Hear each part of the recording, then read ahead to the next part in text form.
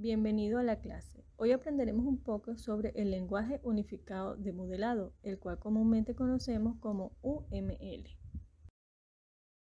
¿Qué es UML? El lenguaje unificado de modelado es el lenguaje de modelado de sistemas de software más conocido y utilizado en la actualidad.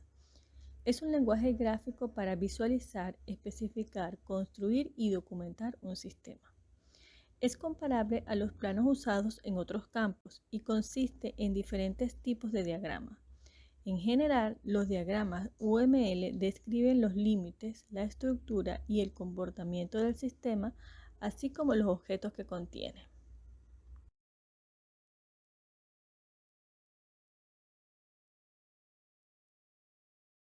En los lenguajes orientados a objetos, los algoritmos se expresan definiendo objetos y haciendo que los objetos interactúen entre sí.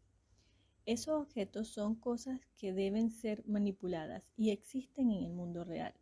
Pueden ser edificios, artefactos sobre un escritorio o un ser humano. Los lenguajes orientados a objetos dominan el mundo de la programación porque modelan los objetos del mundo real.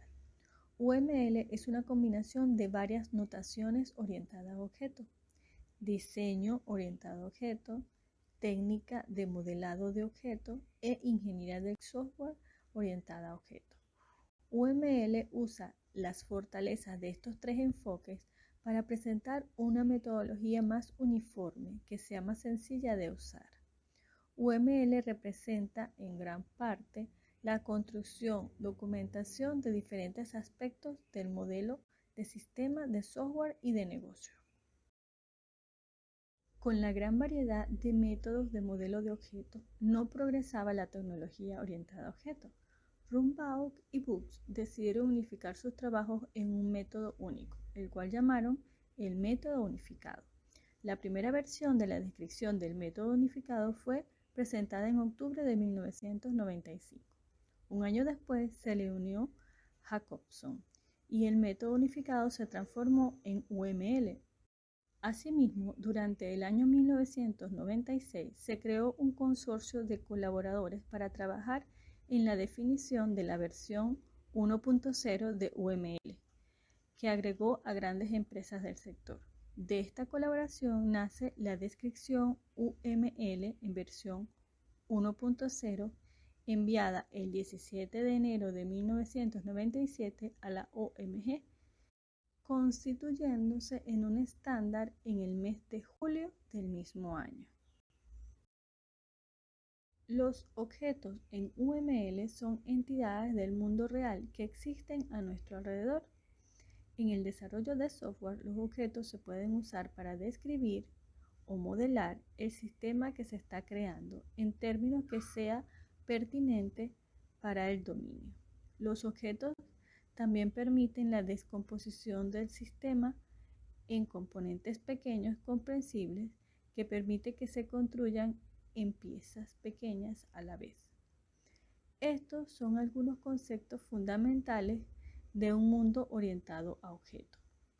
Objetos: representa una entidad y el componente básico. Clase: plano de un objeto. Abstracción: comportamiento de una entidad del mundo real. Encapsulación: mecanismo para enlazar los datos y ocultarlos del mundo exterior. Herencia: mecanismo para crear nuevas clases a partir de una existencia. Y polimorfismo: define el mecanismo para salir en diferentes formas. Para entender el UML necesitamos construir un modelo conceptual del lenguaje, y esto requiere aprender los elementos importantes. El vocabulario de UML engloba tres tipos de bloques de construcción. 1. Los elementos. Estos pueden ser estructurales, de comportamiento, de agrupación y de notación. Luego siguen las relaciones, que pueden ser dependencia, asociación, generalización y utilización. Y finalizamos con los diagramas, que pueden ser estáticos y dinámicos. Los elementos son las abstracciones del mundo real. Los elementos estructurales son los nombres de los modelos UML. Estas son mayormente las partes estáticas de un modelo, representando elementos que son bien conceptuales o bien físicos. Estos elementos son las clases, la interfaz, la colaboración, los casos de uso, los componentes y los nodos. Son los elementos básicos que nos pueden ayudar en un modelo UML. Los elementos de comportamiento son la parte dinámica de los modelos de UML.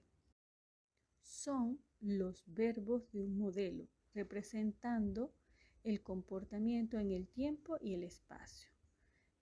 Estos pueden ser las interacciones y las máquinas de estado. Son los elementos de comportamiento básico que nos pueden ayudar en un modelo UML. Elementos de agrupación. Son la parte de organización de los modelos UML. Estas son las cajas en las que se pueden descomponer un modelo. Los paquetes son las cosas de agrupamiento básico con que podemos organizar un modelo UML. Hay algunas variaciones tales como un subsistema. Y finalmente están los elementos de notación. Las anotaciones son la parte de explicación de los modelos UML. Estos son los comentarios que podemos incluir para describir cualquier elemento en un modelo. Las notaciones son notas que expresamos en textos de manera formal o informal. A continuación veremos las relaciones. Las relaciones conectan a estos elementos que acabamos de ver ahorita. La primera relación que veremos es la dependencia. Esta relación representa la dependencia entre dos clases. Uno de los elementos es dependiente del otro, viéndose afectada por los cambios que se produzcan en él y no pudiendo funcionar correctamente si le hace falta. A continuación se presenta un ejemplo donde el coche tiene una relación de dependencia con el motor. Ello no implica que el elemento dependiente, que es el coche, deba obligatoriamente conectarse a otro como uno de sus atributos. Puede que lo necesite como parámetro o que lo utilice en un método. Relación de asociación. Se especifica que dos clases están relacionadas pero siendo un elemento independiente del otro. Mediante la cardinalidad se indica cuántas instancias de una clase pueden surgir de la relación y se indica así. Por ejemplo, la primera indica solo uno. En la segunda dice que de 0 o 1. En la siguiente nos dice que puede ser un número específico. En la otra nos indica que es de varios a varios, es decir, de n a m. En la que sigue nos indica que puede ser ceros o más. Y en la última nos indica de 1 a muchos o de 1 a más. Los ejemplos que se presentan a continuación los podemos leer de la siguiente manera. Varias personas pueden tener un color. Varios clubes pueden tener asociadas a varias personas. Un equipo puede tener 11 jugadores. En el último ejemplo tenemos que empleado es cualquiera de las personas que está en una empresa, por ejemplo. Entonces, por ejemplo, un empleado puede ser jefe y puede tener a su cargo de 0 a varios empleados. Sigamos con la relación de generalización. Esta indica una relación de herencia entre dos clases. El elemento hijo comparte la misma estructura que el elemento padre. En el caso del ejemplo que se presenta a continuación, el elemento padre sería vehículo y carro y moto serían los hijos que heredan la misma estructura. Revisemos la última relación, realización. Uno de los elementos define características que deberá desarrollar el que lo implementa. En los diagramas de clase se utiliza para representar las relaciones con las interfaces. Por ejemplo, el elemento profesor y el elemento estudiante, que serían unas clases, pueden usar el mismo elemento de interfaz, que en este caso se llama iPersonas. Bueno, aparte de las relaciones que ya revisamos anteriormente, existen dos variantes de las relaciones asociaciones y que dada su definición suelen ser agregación y composición. Algunas veces suelen confundirse, pero aquí vamos a explicar la diferencia. En la agregación, el conjunto de elementos relacionados forman un todo, aunque los elementos relacionados podrían existir y funcionar independientemente de él. Se representa mediante una línea con un rombo sin rellenar en el extremo. Este ejemplo nos indica que si los departamentos de una institución educativa cerrasen, los profesores continuarían existiendo como tal. El departamento, al estar conectado por el rombo, representa el todo. Por otro lado, existe la composición, es básicamente lo mismo, pero los elementos relacionados no podrían existir y funcionar independientemente si no formasen parte de dicho todo. Se representa mediante una línea con un rombo relleno en el extremo. En el ejemplo, por ejemplo, si la universidad desaparece, todos los departamentos de la universidad también. Entonces la universidad, al estar conectada con el rombo, representa el todo. Y finalmente llegamos al bloque de construcción, los diagramas, los cuales agrupan una colección de elementos. Como ya hemos dicho, existen los diagramas estáticos y los diagramas dinámicos. Los diagramas estáticos son de clase, los cuales modelan la estructura estática de las clases. Existen los diagramas de objetos para modelar la estructura estática de los objetos. Existen los diagramas de componente para modelar los componentes. Y el diagrama de despliegue para modelar la distribución del sistema. Entre los diagramas dinámicos están el de casos de uso para modelar los procesos de negocio, el de secuencia para modelar el traspaso de mensajes entre objetos. El de colaboración representa la interacción entre los objetos. Está el diagrama de estado que representa el comportamiento de casos, objetos y operaciones. Y finalmente el diagrama de actividades que modela el comportamiento de los casos de uso de los objetos u operaciones. Continuemos con el modelado de la arquitectura del sistema de software, el cual tiene 5 vistas interrelacionadas del sistema, pero cada una de ellas ha de documentarse de forma diferente y ha de mostrar aspectos diferentes del sistema de software. A continuación hablaremos de cada una de estas vistas. En primer lugar, vista de casos de uso. Esta vista va a ser representada por los casos de uso que describen el comportamiento del sistema y cómo lo perciben los usuarios, analistas y encargados de prueba. Va a tener la función de unir y relacionar las otras 4 vistas. Esto quiere decir que desde un caso de uso podemos ver cómo se va a ir ligando a las otras 4 vistas. Para completar la documentación de esta vista, se incluye el diagrama de casos de uso UML. Seguimos con la vista de diseño. Esta vista representa la funcionalidad que el sistema proporcionará a los usuarios finales, es decir, se ha de representar lo que el sistema debe hacer y las funciones y servicios que ofrece. Los aspectos estáticos se capturan con los diagramas de clase y diagrama de objeto, y los aspectos dinámicos se capturan con los diagramas de interacción, diagrama de estado y diagrama de actividades.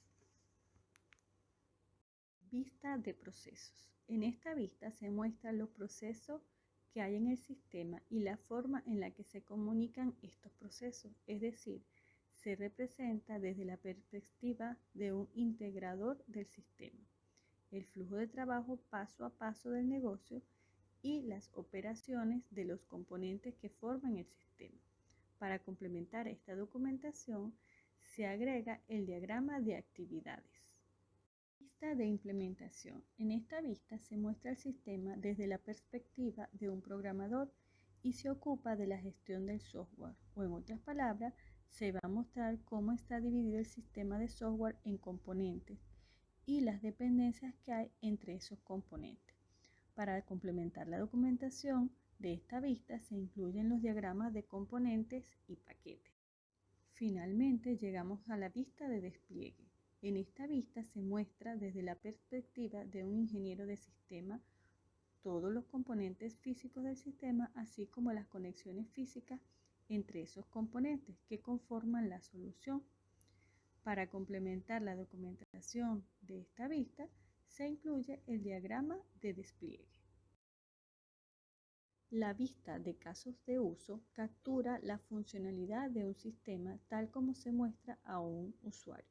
Para ello usamos el diagrama de casos de uso. Este se utiliza durante la fase de análisis de un proyecto para identificar la funcionalidad de un sistema. Describe la interacción de las personas o dispositivos externos con el sistema en diseño. No muestra muchos detalles, solo resume algunas relaciones entre los casos de uso, los actores y el sistema. A continuación, la notación de los elementos. Comencemos con actor. Representa a los usuarios o los sistemas que interactúan con el sistema en desarrollo. Límite del sistema. Está representado por un rectángulo, el cual nos indica los límites del sistema. Casos de uso. Está representado por un óvalo y nos indica la función del sistema. Seguimos con las relaciones y empezamos con asociación. Representa a los usuarios o sistemas que interactúan con el sistema en desarrollo. Relación inclusión. Especifica que un caso de uso origen incorpora comportamientos de otro caso de uso. Relación extensión. Especifica que un caso de uso extiende el comportamiento al caso de uso del origen. Y finalmente, generalización. Indica una relación de herencia de padre a hijo.